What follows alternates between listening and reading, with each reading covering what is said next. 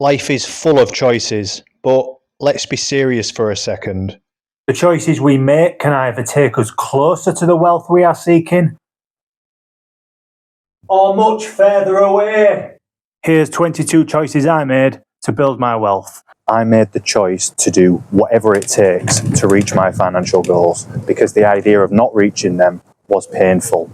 I made good decisions in my 20s to set me up well financially. So, short to medium term sacrifice, putting the hours in to ensure a brighter future. Basically, you have to want it with every fibre of your being. Be a madman. I made a choice to have an actual plan and not just blindly hope and dream. So save as much money as possible without going insane, buy a house outright, or worst case scenario, a very small mortgage. Of course, the goal has to be attainable, realistic. For me, it was. I knew I could save between £1,000 and £2,000 per month at minimum, and the area I live has affordable housing. I made a choice to say yes to working. I would put the hours in. I would take any available shift at my day job. I would say yes to making money online with things such as surveys, bank switches, referrals. I would say yes to my drum tutoring, gigging. Yes, drumming is fun, but after a 10-hour day pushing trolleys, you just want to rest. I put the hours in. I did the work. I made a choice to understand my money. How much can I realistically earn? What are my outgoings? How much can I save? Where should I put my savings? How to invest? Money management is very simple. It's not easy, it requires discipline and good habits, but I'm not someone who needs a spreadsheet with all of my outgoings because I don't have many outgoings. I'm very frugal and I like to keep my numbers up here. There's nothing wrong with using a spreadsheet if that helps you, but if you've got 35 outgoings within a month, then maybe you've got too many outgoings. I made a choice to not be lazy. I believe the less you do, the less you want to do. It's harder to get moving. On the other hand, the more you do, the more you want to do. You see results. You build momentum. I made a choice to cut costs aggressively. So the three main expenses of our life: transport, food, accommodation. I lived with my parents up until age 30. I have a driver's license, but I don't run a car. I walk, I bike everywhere. Food, I don't just chuck anything in the trolley that I want. I'm trying to be as frugal as possible. I get reduced items, so yellow stickers. On top of that, I always compare prices before I buy anything, and I always seek out the best deal. I am not lazy with looking for a deal. I made the choice to work smart. Now, I know not everybody has this luxury. If you're a nurse in the NHS, you will laugh at this point. But if you are somebody who has to work full throttle all day, manager up your backside, you either need to be okay with that or be willing to change jobs. Working smart for me means letting the trolleys build up rather than getting one or two at a time, having plenty of hot or cold drinks. I am outside after all, and yes, I am on the toilet right now. I made the choice to question every purchase. A lot of people, once they've been paid, they disassociate from those numbers, the money. For example, if they've got £1,000 left at the end of the month, disposable income, they won't think twice to spending £200 here, £300 there. But for most of us, those numbers on the screen represent hours worked. So if you respect your time, then you would think twice before making a purchase. Is it worth working those amount of hours to pay for that product, pay for that experience? Sometimes it is. For example, I am happier paying £100 to enjoy a concert, but I wouldn't dream of spending £100 on a pair of jeans. I made a choice to be confident, not arrogant. Yes, be confident, have your head held up high, but don't be like this guy, flapping your arms around all over the place. Basically, don't be a dick. I made the choice to always pay myself first. So once all my bills are paid, I'm left with my disposable income. I need to prioritise paying future Stephen. So funding savings accounts, funding investments before I even consider making any purchases. Now, the amount you pay yourself first varies. I've always been aggressive.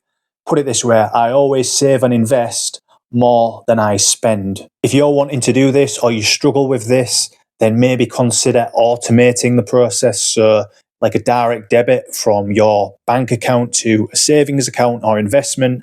That might help you if you're struggling to do it. I made the choice to be likeable, but not a pushover. If you are likeable, people will want to help you, do favours for you. But don't be a pushover. Don't be a doormat. Don't be abused. I made the choice to appreciate the small things in life. So a walk, a nap, a cup of tea, a home cooked meal, a movie. You don't always need to spend loads of money to have fun. And if you are that person, then you are probably shallow and we wouldn't be friends. I made a choice to exercise. I love walking. Very rarely do I go a day without walking. I like being outside. I either listen to my music or enjoy the birds, gather my thoughts.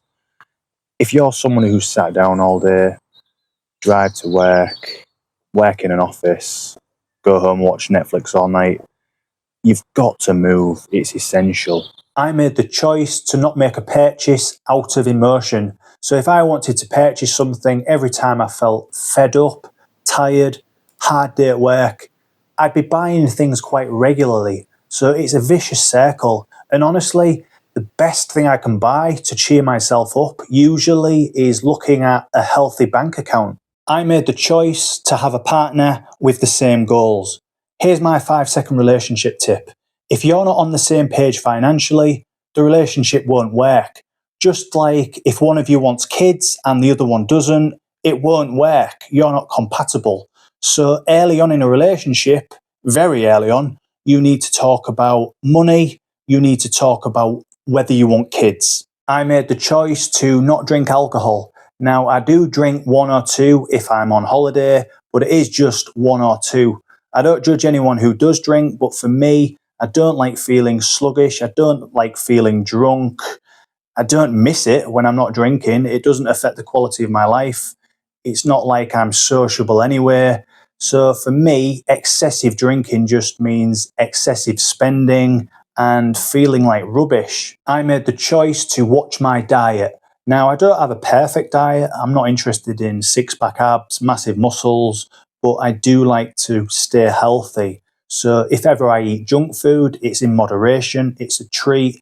I'd love to fill my trolley full of chicken and avocados, but I'm frugal, so I have to hold back a little bit. But yeah, I do on the whole try to eat just a good balanced diet on a budget, because if you're not feeling healthy, then how can you put the hours in? It's going to be a lot harder to build the wealth if you're feeling like rubbish. I made the choice to say no to distractions.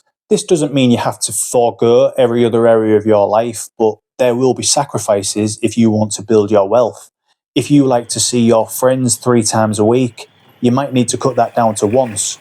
If you usually watch Netflix 5 hours a night, you might need to cut it down to 1 or 2. To be honest, for me, it's not as hard to say no to things because I'm not a sociable person with a big social calendar anyway. So it did make it easier for me to put the hours in, but I still had to put the hours in. I'd rather be at home watching Netflix. I say no to going home early. If ever it's quiet at work and I have the option of going home early, I say no. When I'm at work, I'm at work. I'm here to earn money. It's too easy to say yes. It's not a habit I want to get into. I made the choice to declutter. I like to be fairly minimalist, not to extreme lengths like you see some people online where all they own is a chair and a knife and fork, but I do believe in the saying, tidy space, tidy mind. Having too many possessions makes me feel anxious. Also, if there are things that I don't use, I can make money for them. It's not uncommon to see depressed people living in messy, cluttered conditions, but it's a vicious circle because those cluttered, messy conditions aren't helping with the depression. I made a choice to not neglect my holidays. It's all well and good setting long-term goals, trying to build your wealth, working hard, but it needs to be sustainable. You need to avoid burnout, stay sane, and try and enjoy some of life along the way. A change of environment does wonders for me. It lifts my mood. you've got something to look forward to, then you can focus on work after your holiday. It reminds you that life is fun when you're not working, or at least that should be the case. It reinforces why you work so hard in the first place, because you want extra money to do cool things, you want more time to yourself. And of course, when I do these holidays, I do them on a budget. I made the choice to find my tribe. Over the years, I've immersed myself in online communities, online videos, anything that can help educate me, inspire me, help me towards my goal. It doesn't have to just be online either. But if you've got friends or people who aren't providing any positivity to your life, then you might want to reconsider whether they should have any influence at all in your life. For example, if you're trying to save some money and you've got friends who are laughing at you saying, "Oh, what are you saving money for? Don't be boring." They're not really a friend. Even just with this YouTube channel, somebody might be like, "Oh, what are you starting a YouTube channel for? That's stupid." So that's why I surround myself with people who are like-minded. I go on forums and speak to people who are also creating YouTube channels. So it's just about, it's that saying, isn't it? You are the 5 people who you surround yourself with. So it's all about creating an environment that works for you and not against you. I made a choice to prioritize rest. There were many times when I was working 7 days a week for a few days. So when I finished work, it was very important to get some rest, wind down, have a good night's sleep. Some of you might be saying, "I don't have time to rest. I've got kids, I've got chores, I've got to do the cooking." At the very least, you can probably get 8 hours of sleep. So on a night time before bed, focus on an early night. Don't be scrolling, gaming until midnight. That is in your control. And also, you can somewhat maximize your rest time by doing things like batch cooking. Can you do your chores on a weekday evening so it frees up your weekend to rest? Also, I think it's fair to say that your life circumstances, your age plays a part in terms of how much rest you actually need. For example, if you're 21 years old, young, full of energy, you're living with mum and dad, so you get your meals cooked, you don't really have any obligations. If you're 21 and you're working 6-7 days a week, would I be concerned? No.